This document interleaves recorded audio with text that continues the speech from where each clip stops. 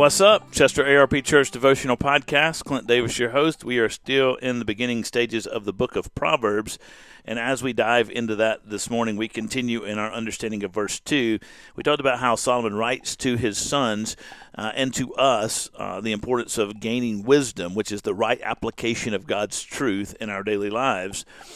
And he talks about it in the context of instruction, to understand words of insight, to receive instructions. Twice in verses 1 and 2 of the book of Proverbs, chapter 1, he uses the word instruction. Let me read them again to you.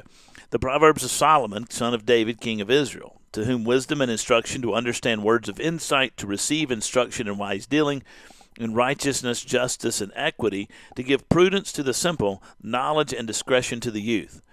And he's writing this book for this purpose. Wisdom, right application of God's truth in your daily life. Instruction. That's an interesting word. In the original language, that word is a word that refers to being trained with accountability.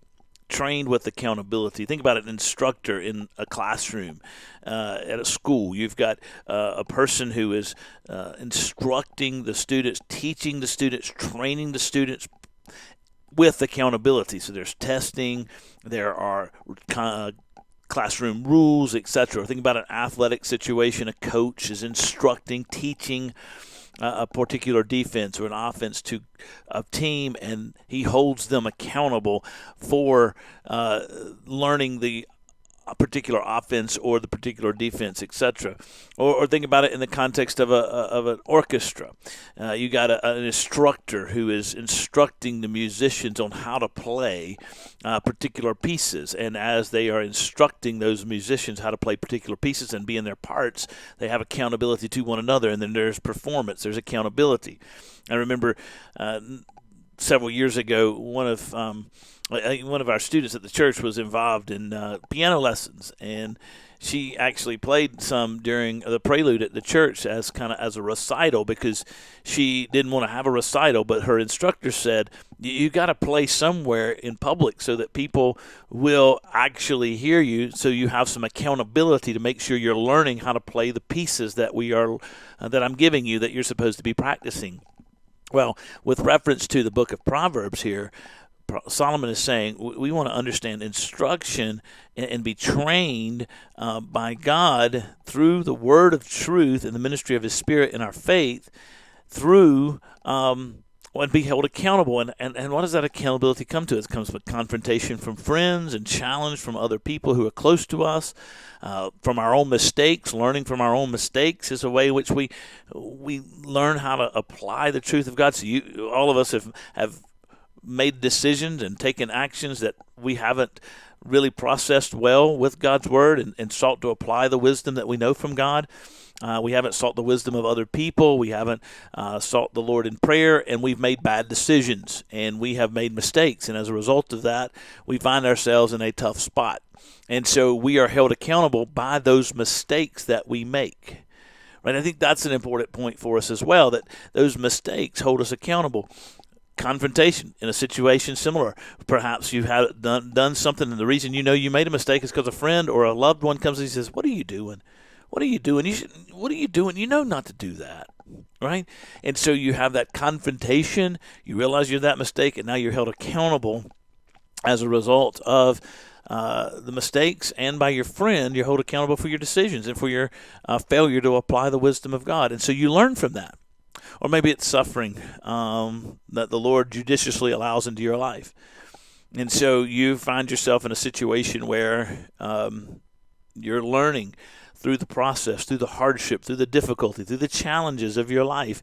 You're learning how you need to apply God's wisdom more and more and walk with him every day. It's as Tim Keller said in his book on the Proverbs, he says that every time your car breaks down, you learn a little bit more how to fix it, and you fix it, and so therefore you become wiser toward vehicles the more they break down and the more you fix them.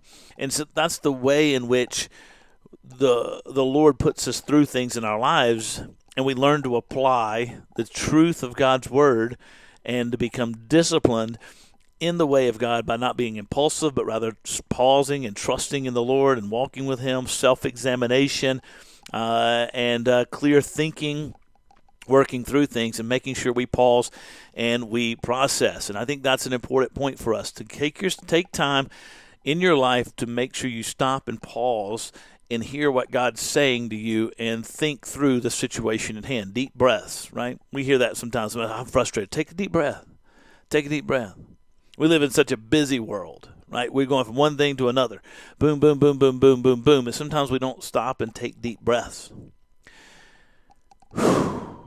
Right, just stop and take a deep breath, or two, or three, or four, and give yourself a chance to have some circumspection, some clear thinking, some self-examination. Fight the impulse to just run off. Hold the thought. Hold the action. Because the way in which we apply wisdom in our lives, the way in which we grow wise, I should say, and apply the instruction of the Lord in our lives is through a process through which He works in us through the ministry of His Spirit. We bring that before Him. We seek the opinions of others, and we learn from the mistakes we've made, and we see where God is leading us and what He's teaching us in those trials and in those situations. And that can be very, very hard. There's a reason why, as you get my kids right now are moving into upper level of math. And there's a reason why it's hard for them. They don't like it because they're having to process. They're having to stop and think. They're having to be held accountable to a standard. And they don't like that. We don't either. But it's important. It's essential for my children to learn math and be able to have well-rounded lives, to be able to think through problems and solve problems. It's essential for me when it comes to my spiritual walk and when it comes to my life and my job and my calling. It's essential for me to take time to be instructed, to be held accountable so that I can do what God has called me to do to the glory of God. And the same is true for you. And so Solomon, who has learned in his life what it means to be held accountable, is leaving that wisdom and that instruction to us as he prepares to depart from this world. You guys take care. God bless you. I'll catch you next time.